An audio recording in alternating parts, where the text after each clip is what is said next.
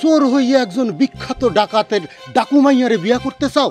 তুমি নিজে আমার মেয়েরে বিয়ে করার প্রস্তাব নিয়ে আসছো কোন সাহসে? আমি আপনার মেয়েরে ভালোবেসে ফেলছি, সেই ভালোবাসার সাহসে আমি আপনার কাছে আসছি। এটা যদি আমার অপরাধ হয়ে থাকে আপনি আমার গর্দান নেন। এই বয়সে আমার বাচ্চা মাইয়াডারে বিয়ে করতে চাও কোন যুক্তিতে? কে কতদিন বাঁচবে সেইটা আপনি বলতে পারেন জনাব।